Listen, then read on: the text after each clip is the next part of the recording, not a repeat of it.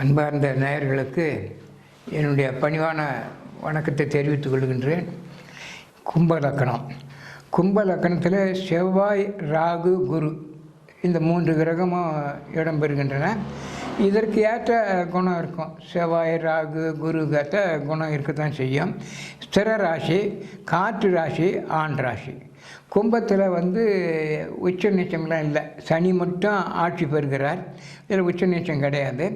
இந்த ஜாதகர்கள் உழைப்பால் உயர்வு அடைவார்கள். கும்ப லக்கணத்தில் பிறந்தவர்களுக்கு உழைப்பால் உயர்வு அடைவார்கள். கற்ற கல்வி விட அனுபவ அறிவு அதிகம். அதில் தான் அவர்களுக்கு முன்னேற்றமே ஏற்படும். இவரது கட்டளையை அடுத்தவங்க அப்படியே கேட்டு ஏற்றுக்கொள்ளக்கூடிய அளவில் இவர் சாமர்த்தியமாக பேசக்கூடியவர். மறுக்க மாட்டாங்க. இவர் என்ன சொன்னாலும் யாரும் மறுக்க மாட்டாங்க. ஆனால் எதையும் நிதானித்து பலமுறை யோசனை பண்ணி தான் பேசுவார். அவசரப்பட்டு பேச மாட்டார். இவர் ஆன்மீகத்தில் நாட்டம் இருக்கும். 5 சுபகரங்கள் இருந்தாலும், சூரியனை சுபகரங்கள் பார்த்தாலும் மகிழ்ச்சியான வாழ்க்கை. 5 சுபகரங்கள் இருக்கணும். கும்பலக்கணக்காரர்கள்லாம் சுபகரகம் இருக்கலாம். புதன், குரு, சுக்கிரன் அந்த மாதிரி இருந்ததுன்னா நீடித்த வாழ்க்கை, நல்ல மகிழ்ச்சிகரமான வாழ்க்கை அமையும். இன்பமும் துன்பமும் இவங்களுக்கு எல்லாருக்கும் தான் மாறி மாறி வரும். இவங்களுக்கு உடனுக்குடனே அப்பப்போவே மாறும். இவங்களுக்கு மேற்கு திசையை பார்த்து வீட்டில் இவங்க வசித்தாங்கன்னா கொஞ்சம் நல்லதாக இருக்கும். எப்பொழுதும் ஏதாவது ஒரு நோய் தாக்கம் இருந்துக்கினே தான் இருக்கும். கும்பலக்கணக்காரர்களுக்கு அசையா சொத்து இவங்க பேரில் வாங்கக்கூடாது. இந்த கும்பலக்கணமே கொஞ்சம் நிறைய வரல. எனக்கு இப்போ சரியான பலன் வரல. என்னன்னு கேட்டிங்கன்னா, இந்த கும்பலக்கணமாக இருந்தாலும் ராசியாக இருந்தாலும் குடும்பம் அமையலை சரியாக. அவங்களுக்கு அவங்க பேரில் சொத்து இருந்தால் கூட சரியாக வரல. ஏதாவது குழந்தைங்க இருந்தால் அதுங்க பேரில் எழுதிடணும். அவங்க பேரில் சொத்து வச்சுருக்கக்கூடாது. சுக்கிர தசை சனி புத்தியிலும், சனி தசை சுக்கிர புத்தியிலும் நல்ல பலன் ஏற்படும். இந்த லக்கணத்தில் பிறந்தவர்களுக்கு இப்போ சொன்ன பலனை பாருங்கள். ராமகிருஷ்ண பரமஹம்சர் அவருக்கு சாரதாம்மையாரை கல்யாணம் பண்ணார். தவிர அந்தம்மா காளி தேவியாக இருந்து இறைவனாகவே காட்சி அளிச்சுட்டாங்க அவங்க. அப்புறம் நபிகள் நாயகம் அந்த ராமகிருஷ்ண பரமஹம்சருக்கு சுக்கிரன் உச்சம். நான் சொன்னேன், 2ஆம் இடத்துல எந்த கிரகமும் உச்சம் அடையக்கூடாதுன்னு சொன்னேன். கும்பத்துக்கு 2ஆம் இடம் மீனம். மீனத்தில் சுக்கிரன் உச்சம் ராமகிருஷ்ண பரமஹம்சருக்கு. கல்யாணம் ஆட்சி அந்த சாரதாம்மையார் கல்யாணம் பண்ணிக்கினாரே தவிர அந்த அம்மாவை கடவுளாக வணங்கக்கூடிய அளவுக்கு அந்த அம்மா காளி தேவியாக இருக்க ஆரம்பிச்சிட்டாங்க. அதனால் அந்த வாழ்க்கையை அமையவே இல்லை. நபிகள் நாயகத்துக்கு 2ஆம் இடத்துல சூரியன் உச்சம், அசுப கிரகம். அவுரங்கசீப்பு கூட குடும்ப வாழ்க்கை பண்ணலை. அவருக்கு ஆன்மீகத்தில் தான் நாட்டம் அதிகம். அவுரங்கசீப்புக்கும் சூரியன் உச்சம். ஜிகே மூப்பனாருக்கு 7 சூரியன், அவருக்கு மட்டும் 7 சூரியன் இருக்கார். இவங்களுடைய பண்புகள்லாம் பார்த்தீங்கன்னா, உழைப்பால் உயர்வு அடைவார்கள். கற்ற கல்வியை விட அனுபவமே சிறப்பாக இருக்கும். எல்லாத்தையும் நம்ம சொல்லிவிட்டோம். சுக்கிர சரி, சுக்கிரனும் சனியும் எந்த லக்கணமாக இருந்தாலும் 8கார வரக்கூடாது இவருக்கு. அந்த மாதிரி வந்ததுன்னா வாழ்க்கை அமையலை. இவங்களுக்கு இரும்பு, நெருப்பு, மின்சாரம் சம்மந்தப்பட்ட தொழில் அமையும். ஃபயர் சர்வீஸில் வேலை செய்யலாம், இரும்பு கம்பெனிகளில் வேலை செய்யலாம், மின்சாரத்தில் வேலை செய்யலாம். பொதுவாக இந்த லக்கணத்தில் ராசியில் பிறந்தவர்களுக்கு ஏற்கனவே சொன்னது போல் இல்வாழ்க்கை சரியாக அமையலை. இது என்னுடைய அனுபவம்.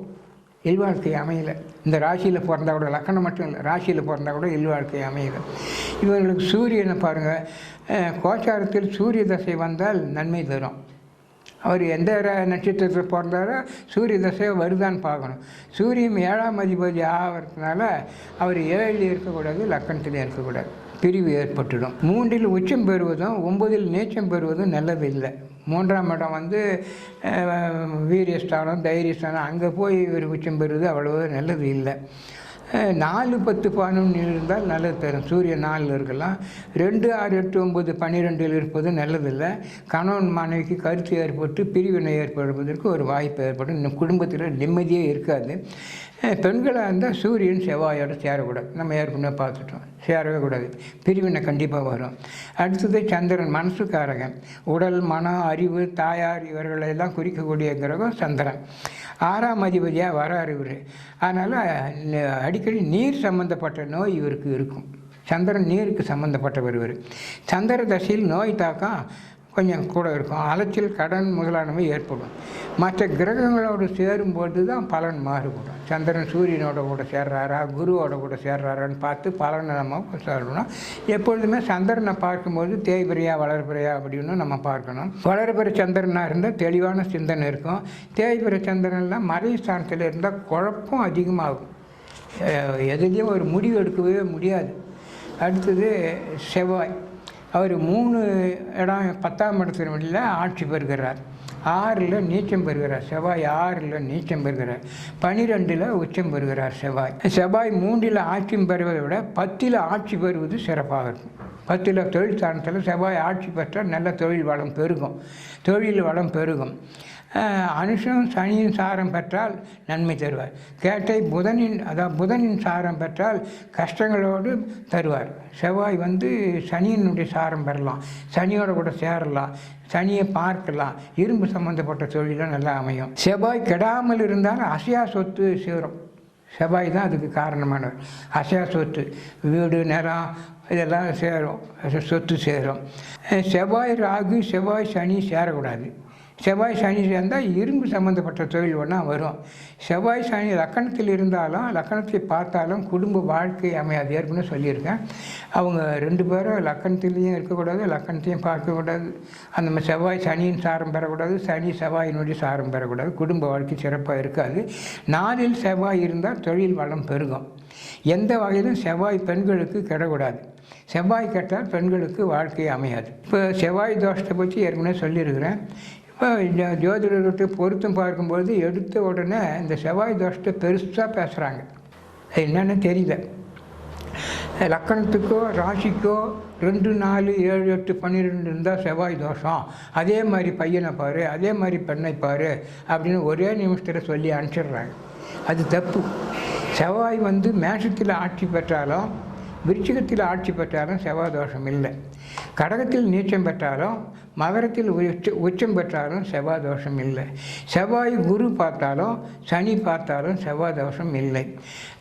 மீன லக்கணக்காரருக்கு செவ்வாய் பாக்கியாதிபதி ஆகிறதுனால மீன லக்கணக்காரருக்கு செவ்வாய் எங்கே இருந்தாலும் செவ்வாய் தோஷம் இல்லை. சிம்ம லக்கணக்காரருக்கு செவ்வாய் பாக்கியாதிபதி ஆகிறதுனால சிம்ம லக்கணக்காரருக்கு செவ்வாய் எங்கே இருந்தாலும் தோஷம் கிடையாது. இப்படி தான் நம்ம பார்த்தோம்னா 100க்கு ஒரு 5-6 பேருக்கு தான் செவ்வாய் தோஷம் வரும். இன்னும் கூட பார்க்கணும், அவர்களுடைய இளமை வயதில் ஆணோ பெண்ணோ செவ்வாய் தோசை வராது இருந்து செவ்வாய் தோஷத்தை பற்றி கவலைப்பட வேண்டியதே இல்லை. செவ்வாய் தோசை வந்தால் தான் நம்ம யோசனை பண்ணணும். இதெல்லாம் இல்லாதே எடுத்துகிட்டு லக்கணத்துக்கோ சந்திரனுக்கோ 2, 4, 7, 8, 12 செவ்வாய் இருக்குது, தோஷம் போ அப்படின்னு அனுப்பக்கூடாது. அதனால் எவ்வளோ பேருடைய வாழ்க்கை கெட்டு போகுது. அடுத்தது புதன். 5ல் 8ஆம் இடத்திற்கெல்லாம் அதிபதி ஆகிறார். புதன் 2ல் நீச்சமாகிறார். இந்த இடத்துல இந்த கும்ப லக்கணக்காரர்கள்லாம் புதன் 2ல் நீச்சமாகக்கூடாது. புதன் கெடக்கூடாதுன்னு சொன்னேன்னே. புதன் நீச்சமானால் அவருக்கு இடம் கொடுத்த அதிபதி கேந்திரத்தில் இருக்கிறாரா அப்படின்லாம் பார்த்து நீச்ச பங்கம் ராஜயோகம்னு சொல்கிறாங்க. அந்த கூட எனக்கு அவ்வளோ நம்பிக்கை வரல. அது நீச்சம்தான். அவர் ராஜயோகமாக பங்கமாக அடைஞ்சால் கூட சரிதான். அது நீச்சம், அதனுடைய பலன் அப்படி தான் நடக்குது. என்னுடைய அனுபவம் ஆகையினால மீனத்தில் ஒரு 2ஆம் இடத்துல, கும்பத்துக்கு 2ஆம் இடத்துல புதன் நீச்சமாகிறார். புதன் நீச்சமானால வாழ்க்கை சரியாக அமையலை. படிப்பு கிடையாது. ஏற்கனவே சொன்னது போல் படிப்பு மட்டும் கிடையாது. எந்த லக்கணமாக இருந்தாலும் புதன் 9ஆம் இடம் கிடக்கூடாது. வாழ்க்கை சிறப்பாக இருக்குது. 3, 10 சுபகரங்கள் இருக்கலாம், தப்பு கிடையாது. 3, 10, 11 நல்ல ஜாதகம். 3, 10, 11 சுபகிரகங்கள் இருக்கலாம். 4ல் புதன் இருந்தால் பட்டப்படிப்பு டிகிரி வரையும் நல்லா படிப்பாங்க. தப்பு தான். புதன் கெடுக்கவே மாட்டார். படிப்பு எப்போ கெடும்? நடக்கிற தசையை பார்த்து தான் சொல்லணும். அப்போ தான் படிப்பு கெடும். 5ல் புதன் மிதுனத்தில் புதன் ஆட்சியாக இருப்பது நல்லது இல்லை. 5ல் மிதுனத்தில் தான் புதன் இருக்கக்கூடாதுன்னு சொல்லிட்டுறேன். மிதுனம் கண்ணியெல்லாம் புதன் இருக்கக்கூடாது. அலிகிரகம் அலிராசியில் இருக்கக்கூடாதுன்னு சொல்லிட்டேன் நான். அங்கே இருக்கிறது நல்லது இல்லை. 6ல் புதன் இருந்தால் கொஞ்சம் நரம்பு சம்மந்தப்பட்ட நோய் வர்றதுக்கு வாய்ப்பு இருக்குது. எல்லாம் தசையை பார்க்கணும், எந்த தசையில் நோய் வரும் அப்படின்னு நம்ம பார்க்கணும். புதன் ஆட்சியும் பெறக்கூடாது, உச்சமும் பெறக்கூடாது. அப்படி ஒன்றும் சிறப்பு கிடையாது. திருமணம் ஆகிறது கஷ்டமாக இருக்குது. புதன் மிதுனத்தில் ஆட்சி, கண்ணியில் உச்சம், இந்த 2 இடத்துலையும் ஆட்சி உச்சம் பெற்றாருன்னா கல்யாணம் ஆகிறது ரொம்ப கஷ்டமாக இருக்குது. அப்படியே திருமணம் நடந்தாலும் வாழ்க்கை சிறப்பு இல்லை. நான் பெர்னாட்டில் சொன்னேன், திருவிழாவெல்லாம் சொன்னேன். நான் வாழ்க்கை சிறப்பாக இல்லை, சிறப்பாக இருக்காது. புத்திர பாக்கியம் அவ்வளோ சிறப்பாக இருக்காது இந்த இடத்துல இருந்தால். ஆனால் புத்தி கூர்மை இருக்கும். புதன் ஆட்சி பெற்றாலும் உச்சம் பெற்றாலும் ரொம்ப அறிவாளியாக இருப்பாங்க. புத்தி கூர்மை இருக்கும். புதன் வந்து அறிவுக்கு காரணமானவன். புத்தி கூர்மை இருக்கும்.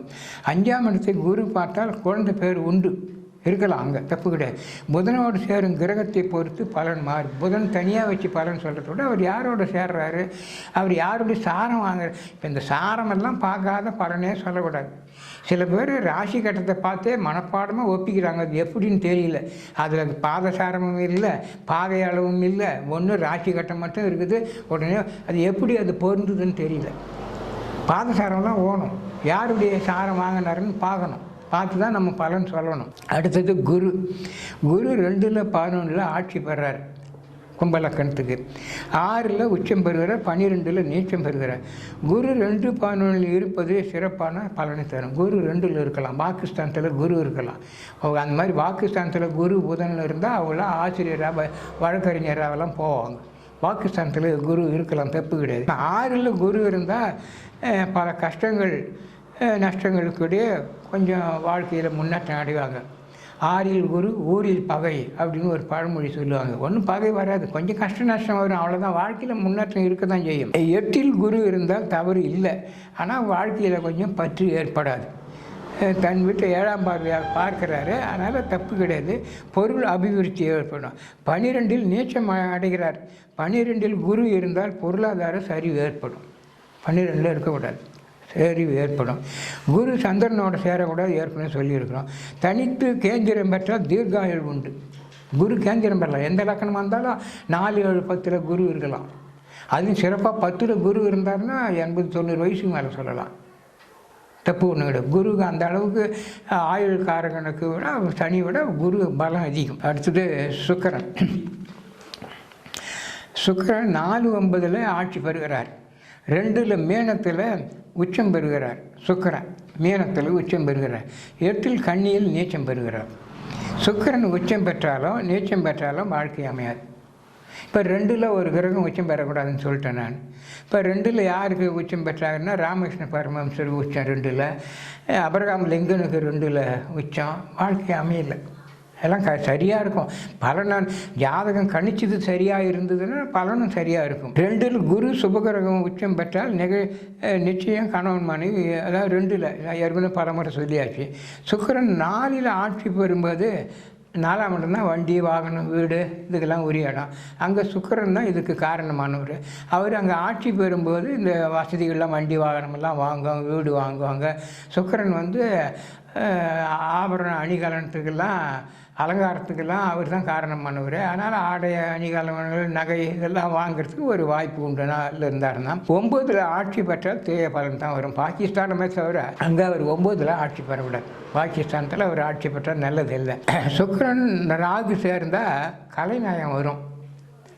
சுக்கிரன் ராகுவோட சேரலாம், கலைநயம். பெரிய அவங்களாம் பார்த்தா திரைப்பட நடிகர்களுக்கு எல்லாம் இந்த சுக்கிரன் ராகுவும் ஒன்றா சேர்ந்துக்கிறாங்க. எம்ஜிஆருக்கெல்லாம் சுக்கிரன் ராகு ஒன்றா தான் சேர்ந்துக்கிறாங்க. அந்த கலைநயம் மிக்கவர்களாக இருப்பார்கள் அவர்கள். சுக்கிரன் 7ல் இருந்தால் பொருள் சேர்க்கை ஏற்படும். 10ல் இருந்தால் சுய தொழில். 10 தொழில் ஸ்தானத்திலிருந்து சுய தொழில் நல்லாவே செய்யும். இந்த சுய தொழிலுக்கு பார்க்கும்போது லக்னாதிபதியும் 10ஆம் அதிபதியும் சம்பந்தம் பெறணும். சுய தொழில்னு சொன்னால் வந்து லக்னாதிபதி 10ல் இருக்கலாம், 10ஆம் அதிபதி லக்னம் 2 பேரும் சேர்ந்து 10ல் லக்கணத்தில் இருக்கலாம். ஒருவர் பார்க்கலாம், பரிவர்த்தனை பெறலாம். அப்படி இருந்தால் சுய தொழிலில் ரொம்ப கெட்டியாராக இருப்பாங்க. எப்போ ஏற்கனவே நம்ம அரசாங்க தொழிலுக்கு சொன்னது போல் இங்கே லக்னாதிபதியும் 10ஆம் அதிபதியும் நம்ம பார்க்கணும். அப்போ தான் சுய தொழில் நல்லா இருக்கும் அவங்களுக்குலாம். 4ஆம் அதிபதி சுக்கிரன் 12ல் மறையக்கூடாது. 4ஆம் இடம் சுகஸ்தானம். அவர் போய் 12ல் மறைஞ்சாருன்னு சொன்னோம்னா அயன சயன சுகம் வாழ்க்கையே போச்சுன்னு அர்த்தம். என்ன தான் நீ சம்பாரிச்சா கூட வாழ்க்கையில் ஒரு நிம்மதி கிடையாது. அடுத்தது சனியை நம்ம பார்க்குறோம். சனி 12ஆம் இடத்துல ஆட்சி பெறுகிறார். 3ல் மேஷத்தில் நீச்சம் பெறுகிறார். 12ஆம் இடம் அயன சயன சுகம். அந்த அதிபதி போய் 3ல் நீச்சம் பெறுறாருன்னா எப்படி அயன சயன சுகம் வரும்? நிம்மதி வராது அங்கேயும். 9 துலாவில் உச்சம் பெறுகிறார். லக்னாதிபதி லக்கணத்திலேயே இருப்பது தான் நல்லது. 2, 5, 12 அமர்ந்தால் குடும்ப வாழ்க்கை பாதிக்கும். 2லையோ 5லையோ இருக்கக்கூடாது. லக்னாதிபதி 4ல் கேந்திரம் பெறுகிற, ஆனாலும் பாவகிரகமானதுனால் சனி பாவகிரகமானதுனால் சிறப்பான பலன் இருக்காது. கேந்திரம் பாவகிரகம் பெறக்கூடாது, சிறப்பான பலன் இருக்காது. குழந்தை பேரெல்லாம் 5ல் மிதுனத்தில் இருந்தால், அலி ராசியில் இருந்தால் குழந்தை பேர் கூட பாதிக்கும். 6ல் சனி இருந்தால் 6ஆம் இடம் ரண ரோகம்னு சொல்லுவாங்க. போராட்டம் தான் அதிகமாக இருக்கும்.